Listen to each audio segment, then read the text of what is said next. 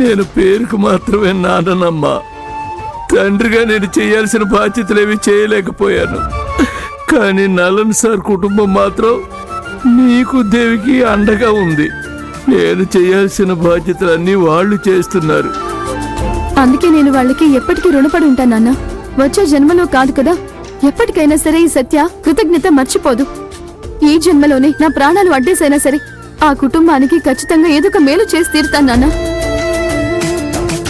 సత్య, నేను పూజ చేయబోతున్నాను, నువ్వు కూడా రా. నలన్ నాన్న కుటుంబం బాగుండాలని మనసారా వేడుకుని దీపం వెలిగిద్దాం. అవునమ్మా, రా. బుజ్జమ్మ, నువ్వు వెళ్ళి దీపం వెలిగించు. ఇదిగో సత్య, దీపం వెలిగించు. నేను వెళ్ళి నైవేద్యానికి పాలు తీసుకొస్తా.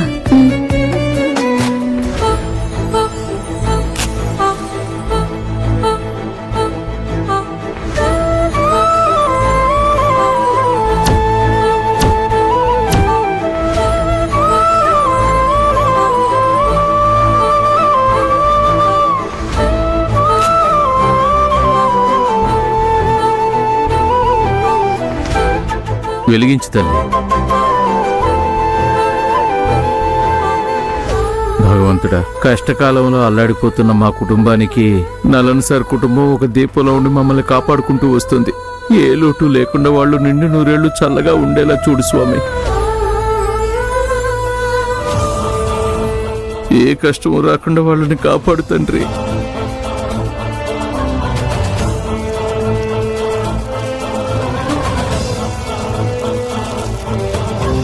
భగవంతుడా,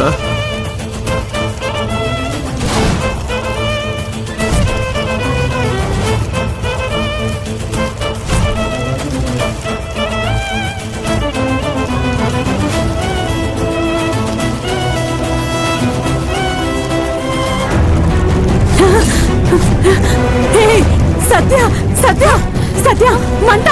సత్య, చూసుకోమ్మా! సత్య, సత్య,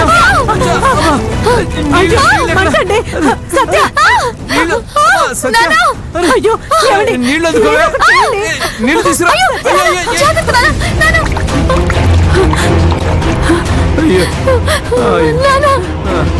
నీకేం కాలేదు కదా?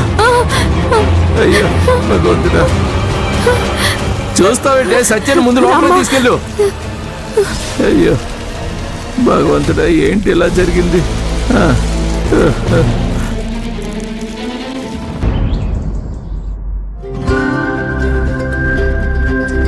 సార్, ఈ పేపర్లో కూడా.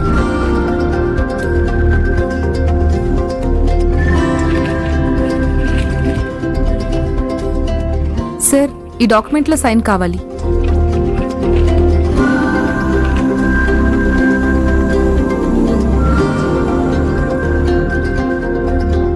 అవును, ఆ శశి గార్మెంట్స్ అగ్రిమెంట్స్ మీద సంతకాలు తీసుకున్నారా? అయ్యయ్యో, అది ఎక్కడ పెట్టానో తెలియట్లేదు సార్. ఇటు చూడు శ్వేత, రేపు నేను నా వైఫ్ 1 వీక్ మాల్దీవ్స్ టూర్కి వెళ్తున్నాం. నన్ను ఎవ్వరూ డిస్టర్బ్ చేయకూడదు. అన్ని డాక్యుమెంట్లు, చెక్కులు డబుల్ చెక్ చేసి ఇప్పుడే సంతకాలు తీసుకోండి. ఏదైనా మిస్ అయ్యి తర్వాత ఫోన్ చేశారో అంతే సంగతులు. లేదు సార్, నేను మళ్ళీ చెక్ చేసి చెప్తాను సార్. సార్, ఈ చెక్ బుక్ లో ఒక సంతకం కావాలి సార్. ఓకే.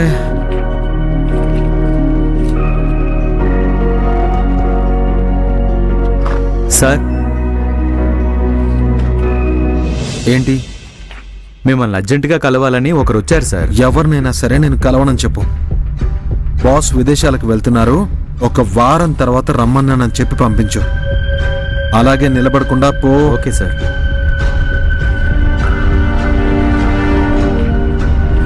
ఓకే.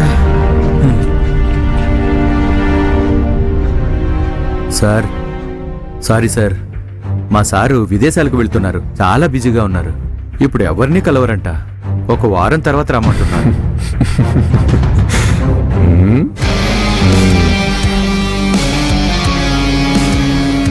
వెళ్ళు. ఎంత బిజీగా ఉన్నా నన్ను కలుస్తారు, సరేనా? నా పేరు సంజయ్. ఒక ముఖ్యమైన కుటుంబం విషయం మాట్లాడాలి.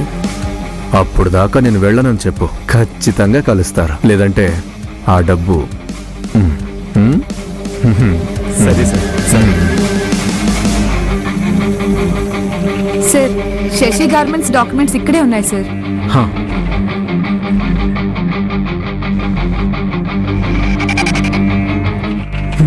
ఓకే సార్ ఏంటి? ఆయన పేరు సంజయ్ అంట. ఏదో ఫ్యామిలీ విషయం గురించి వచ్చానంటున్నాడు. మిమ్మల్ని కలవకుండా ఇక్కడి నుంచి వెళ్ళనంటున్నాడు సార్. సంజయ్య వాడు సత్య వాళ్ళ మేనమామ కదా, పట్టుకుంటే వదిలిపెట్టడే. ఆ, సరే ఒక 10 నిమిషాలు ఆగి లోపలికి రమ్మను. అబ్బా 1000 రూపాయలు మనవే.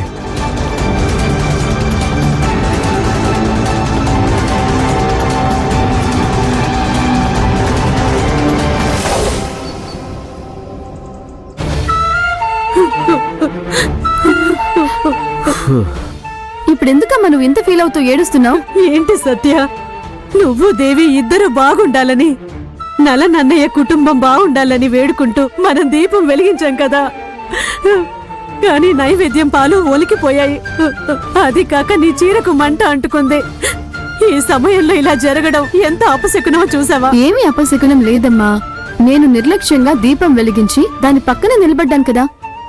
నన్ను కాపాడే హడావిడిలో నువ్వు ఆ పాలు వలకపోసేసావు అంతే. ఇదంతా అనుకోకుండా జరిగిపోయింది.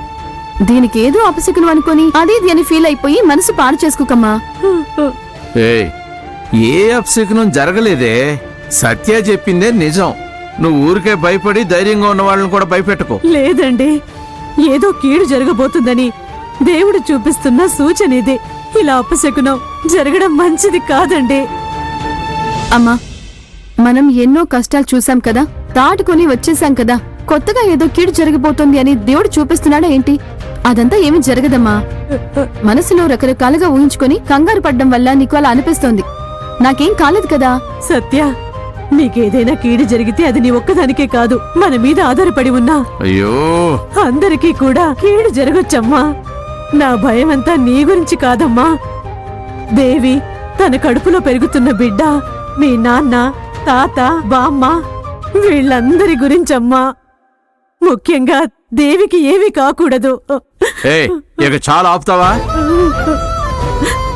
దేవికి ఏమీ కాదు, తను క్షేమంగానే ఉంది, అలాగే బాగానే ఉంటుంది. నోరు మూసుకోమంటున్నాను. నేనేం చెప్పినా మీకు తప్పుగానే వినిపిస్తుంది.